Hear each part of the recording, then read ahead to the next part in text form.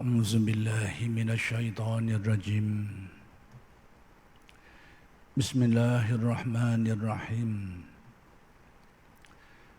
الحمد لله رب العالمين وبه نستعين اللهم صل على سيدنا محمد النبي الأمي وعلى آله وصحبه وسلم رب اشرح لي صدري ويسر لي أمري واحلل عقدة من لساني يفقه قولي ولا حول ولا قوة إلا بالله العلي العظيم إلهي أنت مقصودي ورضاك مطلوبي أعطني محبتك ومعرفتك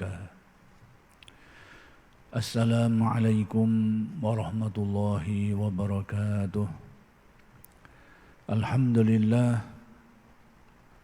والشكر لله والصلاة والسلام على رسول الله Amma ba'du. Pertama sekali kita bersyukur kehadrat Allah Subhanahu wa taala yang telah melimpah dan mengurniakan kepada kita nikmat-nikmat yang sangat banyak yang tidak terhitung jumlahnya. Zahir dan batin. Mudah-mudahan segala nikmat-nikmat itu sentiasa dikurniakan kepada kita dan dijadikan kita orang yang mensyukuri nikmat dan seterusnya ditambah lagi dengan berkat syukur terhadap nikmat yang dikurniakan. Kuliah Masjid Abidin pada malam ini ingin meneruskan lagi pengajian kitab Al-Hikam karya Syekh Ahmad Ibn Athaillah Al-Iskandari radhiyallahu anhu. Kalam hikmat yang ingin disambung huraiannya ialah kalam hikmat yang ke-191, iaitu berkait dengan kata-kata sebelum itu yang disebut oleh Abu Ishaq Ibrahim Al-Harawi, di mana beliau berkata, orang soleh ini mereka memilih 7 sifat dan mereka menjauhi 7 sifat. Jadi saya ingin jelaskan ini supaya tidak timbul persepsi negatif, kefahaman-kefahaman yang keliru dan sebagainya. Jadi Al-Harawi ini dia kata orang-orang soleh ni dia akan cenderung dan akan pilih 7 sifat berbanding 7 sifat yang lain. Iaitu pertama sekali mereka memilih fakir, yakni kekurangan, kemiskinan dan sebagainya berbanding kekayaan. Norma kita ni, yang kebiasaan kita ni terbaliklah. Kita lebih cenderung dan memilih kekayaan berbanding kemiskinan. Itu standard manusia biasa macam kita ni. Dan itu sebenarnya lumrah lah. Kemudian mereka memilih kelaparan dari kekenyangan.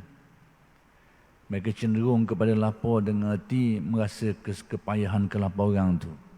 Berbanding dengan kenyang, yang dengan kenyang tu mereka kadang-kadang jadi malah, jadi berat, lupa kepada Allah dan sebagainya. Kemudian mereka memilih kerendahan daripada kerendahan diri dari kebesaran. Yakni mereka cenderung dan memilih kedudukan yang tidak dikenali, tidak berpangkat, tidak berkedudukan berbanding dengan mendapat kebesaran, mendapat kedudukan, pangkat dan sebagainya. Mereka lebih cenderung kepada yang tadi itu. Kemudian mereka memilih kehinaan dari kemuliaan. Maksud kehinaan di sini bukan berarti hina dengan makna benda tu benda yang hina. Kalau benda yang hina itu memang buruk benda tu. Tapi kehinaan di sini dengan makna mereka memilih tidak dimuliakan. Berbanding dengan kemuliaan, mendapat sanjungan, mendapat pujian, mendapat kedudukan dan sebagainya. Mereka lebih cenderung untuk tidak dikenali, untuk tidak dimuliakan, disanjung dan sebagainya. Kemudian mereka memilih kerendahan, memilih tawaduk, berbanding kesombongan, berbanding dengan kebanggaan diri, bangga diri, sombong diri. Mereka memilih untuk bersifat tawaduk, sekalipun mereka ini orang yang berkedudukan, orang yang memiliki kekayaan, orang memiliki pangkat dan seumpamanya, tapi mereka lebih suka untuk memilih sikap tawadhu berbanding dengan menyombongkan diri. Baik, kemudian mereka memilih kesusahan dari kesenangan. Mereka juga cenderung dan lebih menyukai kesusahan, kepayahan berbanding dengan kesenangan, kemudahan dan sebagainya. Dan akhir sekali mereka memilih maut dari hidup. Yakni mereka lebih cenderung, lebih mengingati dan bersedia untuk menghadapi kematian daripada kecenderungan untuk hidup lama dan bersedia untuk menghadapi kehidupan. Baik, jadi kalau kita perhatikan, sifat-sifat yang menjadi pilihan mereka ini adalah agak terbalik dengan sifat yang menjadi kecenderungan dan pilihan kebanyakan manusia seperti kita ni. Sudah tentu kita lebih memilih sebaliknya. Kita lebih suka, lebih cenderung kepada kekayaan, kepada kekenyangan, kepada kebesaran, kemuliaan dan sebagainya. Kesenangan lagi. Itu pilihan standard manusia seperti kita. Tapi di sini, apa yang disebut oleh Al-Harawi ini pilihan orang soleh. Jadi, saya nak menjelaskan di sini bahawa keterangan ini, kenyataan ini tidaklah bererti orang-orang soleh ini mereka menolak sama sekali apa-apa yang disebut tadi itu, iaitu kekayaan, kenyang, kebesaran, kemuliaan. Bukan berarti mereka menolak sama sekali. Tapi sekiranya mereka berdepan dengan dua pilihan ni, kecenderungan hati mereka ni, pilihan hati mereka ni lebih cenderung kepada hak tadi tu. Antara kesenangan dan kesusahan. Bukan mereka ini menolak kesenangan. Tetapi sekiranya antara dua pilihan ni, mana yang lebih menyenangkan hati mereka? Mana yang lebih menggembirakan hati mereka? Kesusahan lebih menggembirakan hati mereka. Itu maksudnya. Jadi jangan kita tafsir secara yang mengelirukan lah. Ini ajaran tasawuf ni, tolak kesenangan, tolak kekayaan, tolak kemuliaan. Tidak. Ini dalam bentuk perbandingan. Antara dua ni, mana yang lebih menyenangkan hati mereka? Mana yang lebih mengembirakan mereka? Mana yang lebih menjadi kecenderungan hati mereka? Antara dua, antara kaya dengan miskin. Mereka lebih senang dengan kemiskinan. Tapi tidak berarti mereka tolak kekayaan. Kena fahami baik-baik. Baik. Persoalan sekarang, kenapa mereka memilih perkara-perkara itu? Itu persoalan yang perlu kita kena soal. Berbanding dengan kita ni, kita lebih pilih kekayaan berbanding dengan kemiskinan. Kita memilih kesenangan berbanding kepayahan. Pilihan kita ni. Persoalannya mereka ni, kenapa mereka pilih terbalik daripada apa yang menjadi pilihan kita? Maka kita kena tengok apa yang mendatangkan kegembiraan kepada mereka tu. Kena tengok di situ dulu. Jadi mereka ni, orang soleh ni, keinginan mereka, kemahuan mereka dekat hati dengan Allah. Itu kehendak mereka. Itu kemuliaan mereka. Itu kesenangan hati mereka. Dekat, kuat ingatan hati mereka dengan Allah. Kuat ingatan, kuat pergantungan, kuat pasrah. Jadi itu yang menjadi kemahuan mereka. Mereka nak apa-apa pun kuat ingat kepada Allah. Kuat yakin kepada Allah. Kuat pautan hati, pergantungan hati dengan Allah. Jadi, bila berdepan dengan situasi yang berbagai ini, keadaan mana yang lebih mendatangkan kekuatan itu? Yang menjadikan kita lebih ingat kepada Allah, sama ada dalam keadaan senang ke susah. Jadi mereka ni, sebab apa mereka lebih cenderung, lebih senang dengan kesusahan? Kerana mereka rasa pada masa susahlah mereka rasa lebih kuat ingatan kepada Allah. Lebih kuat petautan hati mereka dengan Allah. Lebih teguh keyakinan hati mereka terhadap Allah Subhanahu Wa Taala. Sebab tu mereka lebih senang, lebih cenderung kepada kesusahan. Kerana dia ni lebih kuat keadaan itu tu kesusahan itu, kepayahan itu lebih menguatkan hubungan mereka dengan Allah berbanding dengan kesenangan dan kemewahan. Tapi bagi orang yang kesenangan itu lebih menguatkan hubungan hati dengan Allah, barangkali dia akan pilih kesenangan lah pula. Cuma nak beritahu sini, orang soleh ni pilih kesusahan, mereka lebih senang, lebih cenderung, lebih suka kepayahan berbanding kesenangan, kerana pada mereka ni kesusahan itu lebih mengingatkan mereka kepada Allah. Kerana itulah yang mereka mahukan, berbanding dengan kesenangan yang mereka rasa mereka lebih lupa. Lebih kalau senang ni galiknya mereka rasa lebih melalaikan.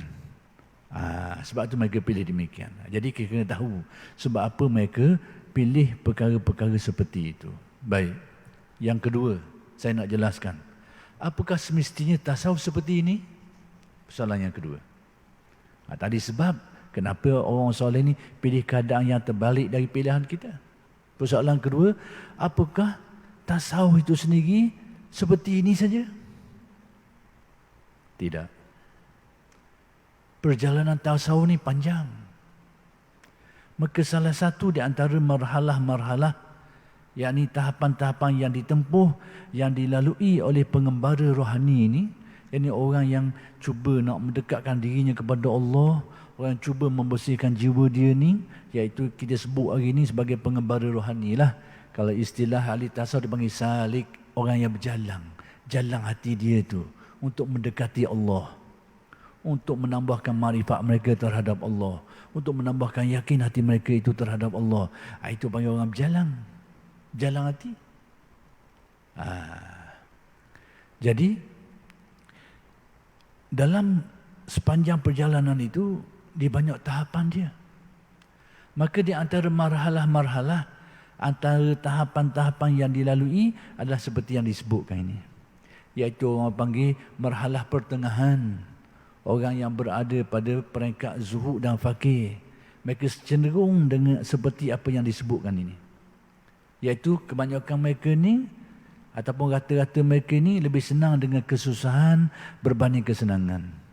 Mereka lebih senang dengan kefakiran berbanding kekayaan, iaitu menjadi kecenderungan kebanyakan orang yang berada pada marhalah zuhud dan fakir, iaitu marhalah pertengahan.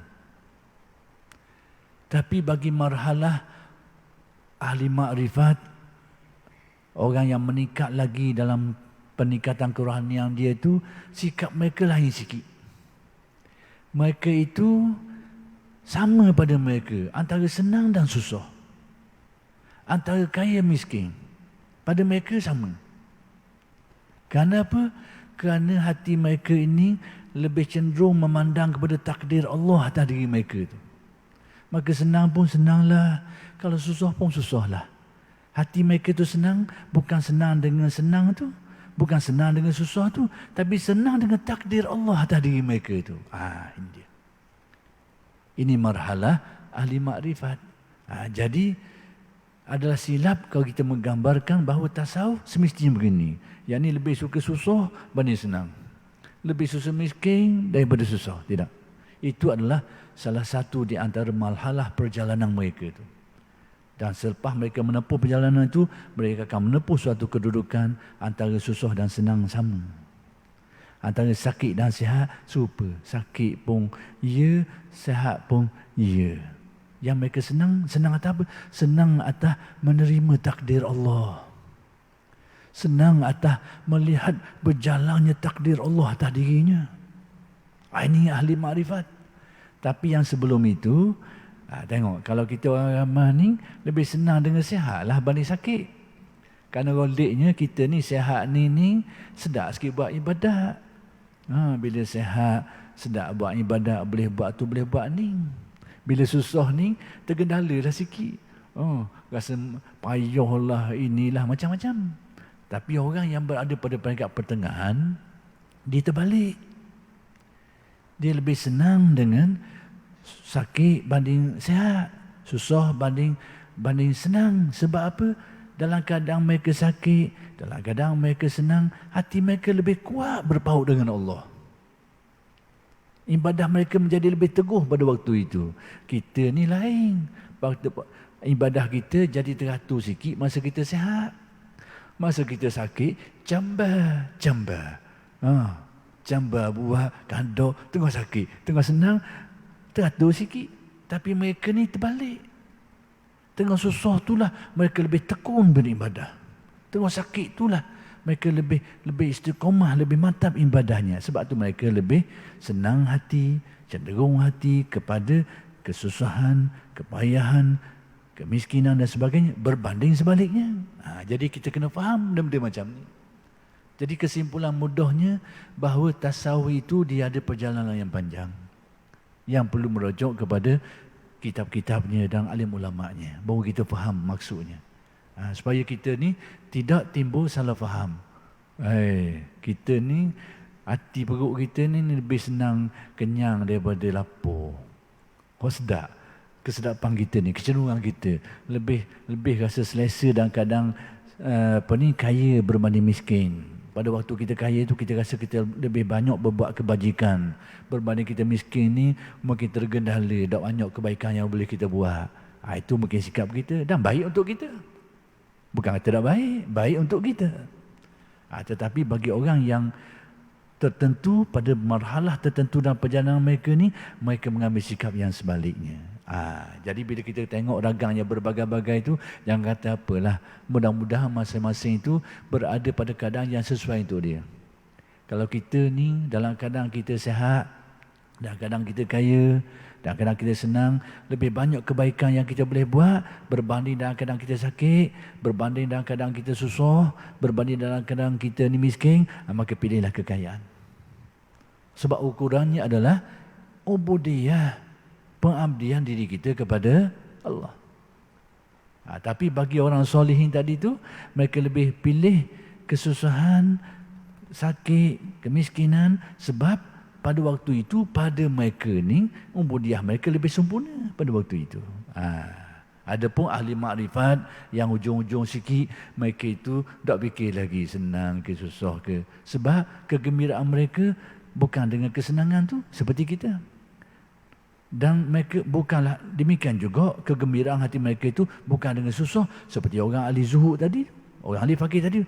Tapi kesenangan hati mereka ini dengan makrifat, melihat, menyaksikan berjalannya takdir Allah atas diri mereka. Sebab itu ketika bertemunya antara dua tokoh, satu tokoh kontroversi, satu tak kontroversi, saya sebut dululah kontroversi sebab tak bercakap banyak. Antara Al-Hallaj dengan dengan Junaid Al-Baghdadi. Junaid ini terkenal ahli sufi, ahli tasawuf yang terkenal di mana-mana sehingga orang panggil dia Sayyidut Taifah, penghulu ahli tasawuf kerana kedalaman ilmu sufinya, ilmu makrifatnya. Dan dia juga orang panggil Tawus al-ulama kerana kepakarannya dalam ilmu syariat, ilmu fiqh dan ilmu-ilmu zuhir yang lain. Dia pakar kedua-dua ni, alim belaka. Seorang lagi kontroversi sikit, iaitu Husain Al-Hallaj ini. Kerana persepsi ahli sejarah terhadapnya berbagai-bagai. Ada yang mendukung, ada yang menolak, ada yang memuji, ada yang mengkeji. Biasalah dalam sejarah macam ni. Nak kata apa? Nasiblah, qada masing-masing lah. Nak kata apa? Jadi, sekalipun ada yang mengkeji, ada yang memuji. Sekalipun ada yang menolak, ada yang mempertahankan. Maka antara yang mempertahankan dia ini adalah bekas Syekhul Azhar dulu, Syekh Abdul Halim Mahmud. Kerana dia menganggap Al-Hallaj ini mangsa tohmahan, mangsa tuduhan, terutamanya ahli-ahli politik zaman dia tu. Kena tuduh dia orang. Tapi tak apalah, wallahu a'lam. Tapi nak beritahu cerita macam mana. Cerita pertamanya dua orang ni bertemu. Syekh Junaid dia kata, aku ni kesimpulan mudah ni, dia kata mu ni dalam firasat dia orang yang akan mati di tiang kayu. Al-Hallaj pula kata ke dia, kau ni orang yang akan buang jubah sufimu tu. akan buang jubah sufi. Dua-dua ni berlaku. Bila sampai masanya, firasat ni berlaku. Bila fitnah terhadap Al-Hallaj ini timbul, Kalau kita anggap sebagai fitnah lah. Ataupun bagi yang anggap sebagai kejadian betul, kau anda lah. Terserahlah kajian masing-masing. Jadi bila berlaku kejadian ni, sehingga dengar ungkapan-ungkapan yang agak aneh, ungkapan yang dinilai sebagai boleh membawa kepada rosaknya iman, dikatakan datang daripada Al-Hallaj ini. Jadi orang tak berani nak jatuh hukum, kecuali kalau tak dengar daripada kalam Junaid ni, sebab dia ni alim pak tapang dia ni. Ilmu sufi pun dia alim, ilmu fiqh sahih syariat pun dia alim. Jadi orang tak berani nak jatuh hukum ni, kecuali nak dengar daripada Junaid. Jadi Junaid pula, menurut riwayatnya, dia tukar pakaian sufi dia tu dipakai pakaian ulama. Seolah nak beritahu aku hukum ni berdasarkan pada syariat zahir yang tersebar, yang terdengar. Lalu dia menjatuhkan hukum. Dan Al-Hallaj dihukum mati. Dan dia dibunuh cara berat sikit lah. Secara yang menyeksakan. Tapi dia tidak terseksa dengan itu. Riwayat menyebut dia tidak terseksa. Mengeluh pun tak. Tapi dia dibunuh secara yang menyeksakan. Dan kita tak nak panjang situ. Cuma saya nak cerita pengalaman yang kedua. Mengenai Al-Hallaj ni. Pada waktu dia dipenjarakan, Allah Ta'ala beri dia kelebihan. Dia tanya kepada penduduk penjara tu, mu nak keluar tak? Mu nak keluar tak? Jadi orang duduk dalam penjara, apa tak mau keluar? Memang nak tembak lagi. Kau boleh nak tembak lagi. Kalau ada lubang tembak lagi tak sekarang. Apa tak mau keluar pula? Nak keluar. Jadi tiba-tiba Al-Hallaj ni dia mengisyaratkan dengan jari dia tu, tiba-tiba terbelah dinding. Terbelah dinding. Jadi orang lain ni keluar belaka, tapi hendak keluar ni dia tak keluar sekarang. Orang lain keluar belaka, dia tak keluar. Orang lain mu lepas, mu sendiri tak temu lagi. Sebab apa ni? Itulah. Kalau benar dia seorang arif, kalau benar, wallahu a'lam, berarti mereka ni lebih senang dengan perjalanan takdir Allah atas dirinya. Senang ke susah ke, yang senang baginya adalah apa takdir Allah ke atas diriku. Perjalanan takdir Allah ke atas diriku. Itu yang dia senang. Inilah maqam arifin. Wallahu a'lam. Itu kisahlah yang berlaku. Sebenarnya hak lari daripada penjara ni banyak berlaku. Saya cerita hari ni cerita-cerita aneh ni kadang-kadang dianggap sebagai dongeng hari ni. Dongeng lah, karut lah. Adalah setengah-setengah tulis kitab beradang nak kabur cerita-cerita dongeng ni. Cerita-cerita dulu tu setengahnya ada riwayat dia, ada kisah dia, ada perkhabaran dia tu, dia melamat menukilkan kalam-kalam tu. Wallahu a'lam, nak pakai-pakailah, berpakai sudahlah. Tapi antara cerita waktu bit penjara ni berlaku di India. Ulama besar Syekh Ahmad Al-Faruqi Al-Sirhindi, orang kenal belaka ulama ni, terkenal. Orang panggil dia Mujaddid Al-Fisani, pembaharu 1000 yang kedua, 2000 pada kurung 2000 yang kedua lah, ribuan yang kedua lah dari segi tahunnya. Dianggap sebagai mujaddid, pembaharu agama. Sebab zaman dia tu agama Islam dah jadi agak punah sikit. Punah kerana dicampur aduk dengan ajaran yang berbagai-bagai, sehingga membentuk satu ajaran yang dipanggil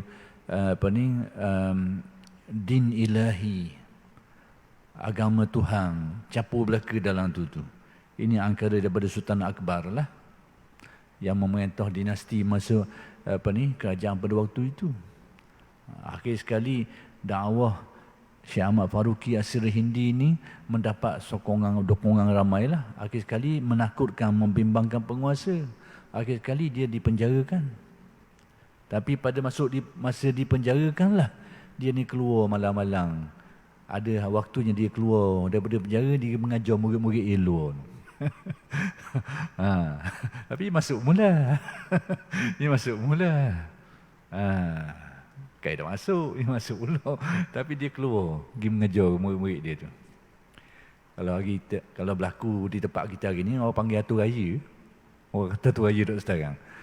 Nak tengok, nak kata atur raya tak atur raya, kena tengok orang. Kena tengok orang tu. Takwa dia, soleh dia, kealiman dia, ukurlah. Tapi kalau dia itu bukan ahli takwa, ada kemungkinan lah satu raya. Ada kemungkinan. Tapi kena tengok orang.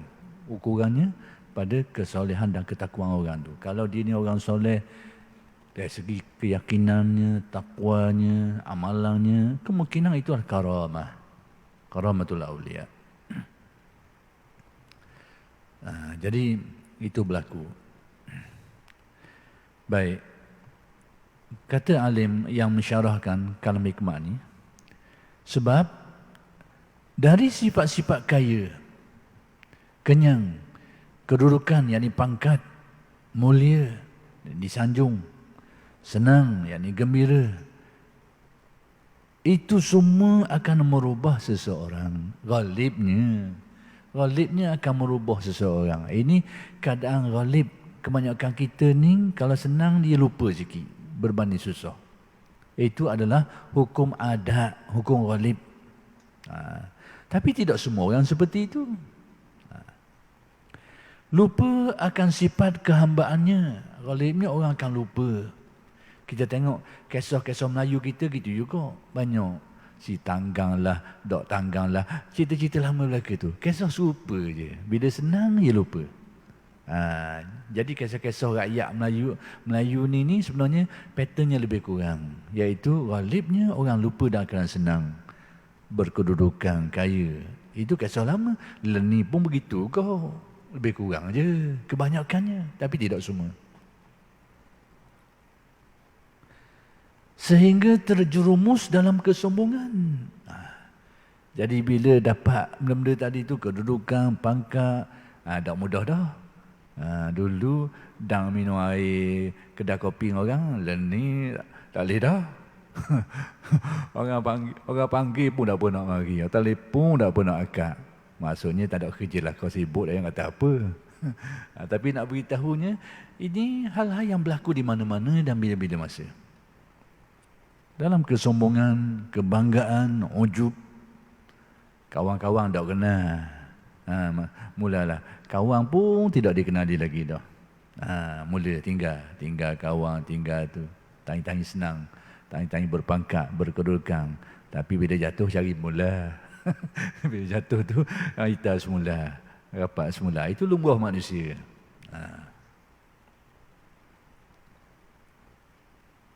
Dan lain-lain sifat yang semuanya akan membawa kepada murka Allah. Jadi sifat-sifat ni ghalibnya seperti itu. Jadi dia akan membawa kepada kemurkaan Allah. Maka sebab itu orang-orang soleh lebih cenderung kepada yang sebaliknya. Itu tujuannya. Itu sekiranya berlaku. Tapi sekiranya seperti yang saya katakan tadi, sekiranya seseorang itu dengan senang menjadi lebih juh, lebih bermanfaat, lebih banyak kebaikan, maka pilihlah kesenangan itu. Jadi kena tengok masing-masing. Cuma yang disebut dalam kitab ni berkenaan dengan golongan orang soleh yang rasa bahawa senang dengan susah ni, hak senang tu ghalibnya akan menjadikan dia lupa kepada Allah. Sebab tu dia mereka ni pilih susah, lebih senang, lebih cenderung kepada susah. Tapi kalau kita tak seperti ini, maka pilihlah menurut apa yang menjadi kebaikan untuk kita. Ukurannya adalah ubudiyah. Mana yang lebih mengukuhkan pengabdian diri kita kepada Allah. Ada orang memang tak dinafikan, pada masa susah lah dia lebih khusyuk, lebih hadir, lebih sedar diri berbanding dengan senang. Tapi ada orang pada waktu dia senang, dia lebih terurus, lebih terarah, lebih baik berbanding dia susah. Bila susah jadi ngobong-gabang lalu dah. Susah je mula. Masa senang molek teratur, molek mari surah sejid. Susah tak kena dah. Tak kena sejid, tak kena surah. Ada orang macam tu. Tapi ada orang sebaliknya. Jadi kena tengok.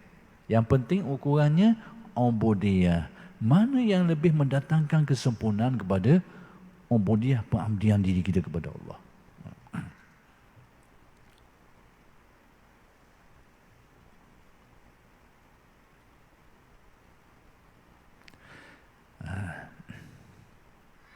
Membawa kepada murka Allah atau bersaingan dengan Allah. Bersaing ni sebenarnya sebutan ini, perkara ini disebut dalam hadis. Ada hadis kursi, Allah Ta'ala berfirman, Al-kibriya'u ridai wal azamatu izari.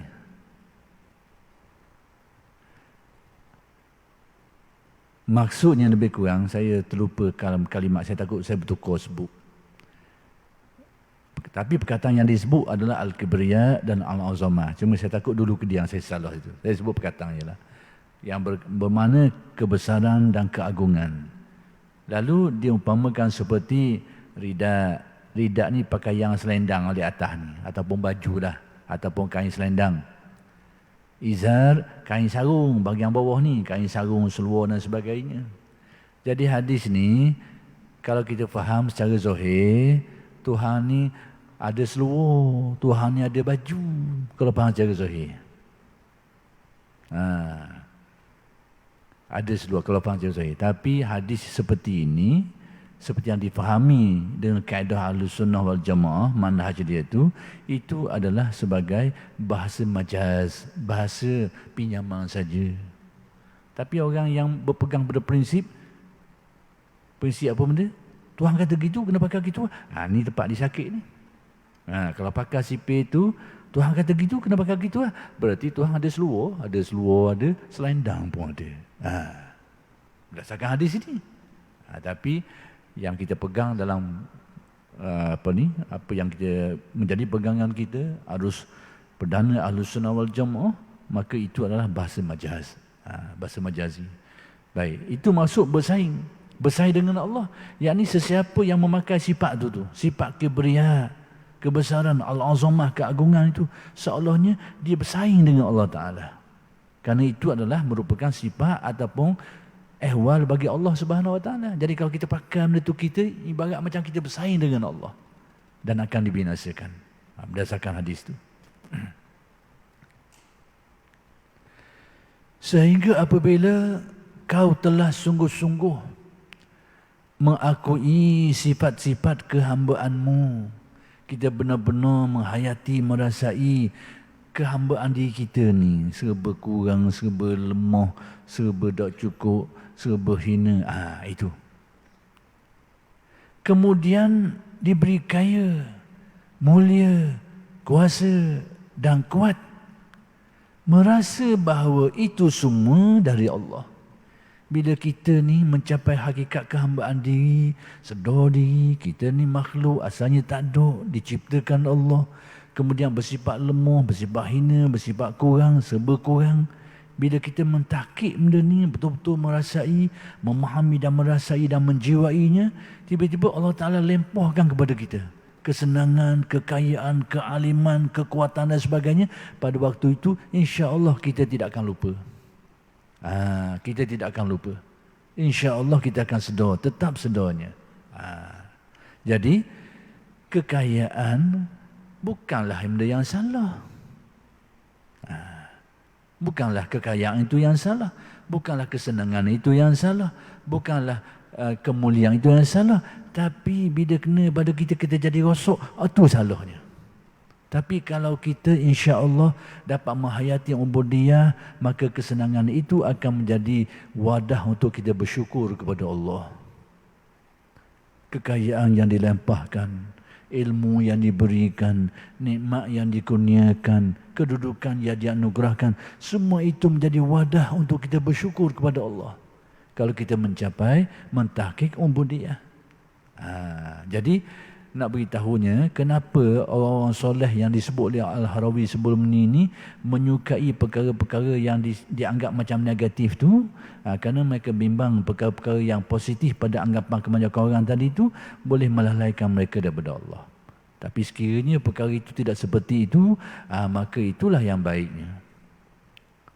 Bukanlah menjadi perkara yang masalah. Jadi kalau begitu, ajaran tasawufnya bukan menegatifkan kekayaan, bukan menegatifkan kedudukan, bukan menegatifkan kesenangan, bukan menegatifkan kesihatan.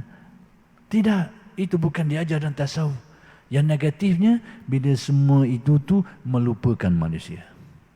menjauhkan manusia daripada Allah, melalaikan dia, barulah buruk. Jadi buruknya itu bukan atas benda tu, tapi kesan dia apabila dia ada pada diri manusia.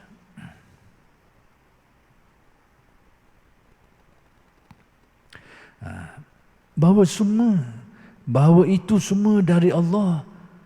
Kenapa hati dapat sedar semua itu dari Allah? Sebab dia sudah tahqiq umur dia, sudah menjiwai, sudah menyedari, merasai kehambaan dirinya. Maka pemberian Allah sehingga dia beri kekuatan, dia beri kemewahan, dia beri kekayaan, kemuliaan, itu diyakini, dirasai pemberian anugerah daripada Allah semuanya. Kalau dia tidak tahqiq umur dia, dia rasa hak dia. Dia rasa diri dia dah. Itulah yang akan menjauhkan dia daripada Allah. Itu semua dari Allah. Bukan dari diri sendiri. Dan bukan dari lain-lainnya Allah. Maksudnya bukan mari dari diri sendiri. Bukan juga datang daripada yang lain daripada Allah. Semata-mata datang daripada kurnia Allah Subhanahu wa ta'ala. Di sinilah kemurnian tauhid. Tauhid yang sebenar. Yang bukan saja dipahami dan diyakini, tapi dirasai. Itu beza antara tasawuf dengan usuluddin. Kalau usuluddin ni memahami dan meyakini. Tasawuf tambah selagi. Menjiwai, merasai. Cuma tingkatan merasai itu dibanyaklah. Banyak tingkatan dia. Tingkatan dia yang dibahaskan di dalam kitab-kitab tasawuf. Dan tidak ada Tuhan dan tidak ada daya kekuatan melainkan dengan bantuan pertolongan Allah semata-mata. Tahqiq, benar-benar menjiwai la haula wala quwata illa billah. Itu dia. Pertolongan Allah semata-mata, tanpa ada perantaraan dari luar atau dari dalam diri sendiri. Betul-betul meyakini bahawa semua daya upaya itu adalah datang daripada Allah semata-mata. Tidak dari diri sendiri, tidak daripada makhluk-makhluk yang lain. Itulah yang dikatakan tauhid yang murni. Tahqiq kepada tauhid bila benar-benar merasai kebenaran sifat-sifat Allah. Kita hari ini macam mana? Kita hari ini meyakini sifat-sifat Allah. Tapi merasai kebenarannya mungkin tak capai. Ataupun baru slow-slow. Itu. Jadi usaha kita untuk merasai kebenaran sifat-sifat Allah, itulah perjalanan tasawufnya. Itu sebenarnya. Jadi sangat canggunglah bila orang membezakan, memisahkan tasawuf daripada usuluddin. Usuluddin ni sebenarnya topok. Topok yang kita nak bina rumah atas tu. Bila kita bina rumah, itulah tasawuf.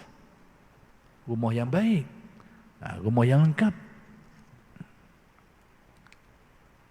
Demikianlah kalam hikmat Syekh Ibn Atta yang ke-191. Baik, kemudian kalam hikmat Syekh Ibn Atta yang ke-192. Apa kata dia? Ini berkait dengan masalah-masalah yang berlaku hari ini dan menjadi kekeliruan sebahagian kita. Tapi oleh kerana sudah sampainya isyarat, maka kita berhenti setakat ini dulu. Dan insya-Allah huraian kalam hikmat yang ke-192 ini yang berkaitan dengan fenomena keramat. Keramat ni perkara pelik, luar biasa. Nanti akan dihuraikan. Hal-hal aneh yang berlaku di kalangan masyarakat ni, kita nak faham macam mana, nak baca guna. Dan apa kedudukannya dalam tasawuf, insya-Allah akan dihuraikan pada kuliah-kuliah yang akan datang. Aqulu qawli hadza wa astaghfirullahal azim li wa lakum. Assalamualaikum warahmatullahi wabarakatuh.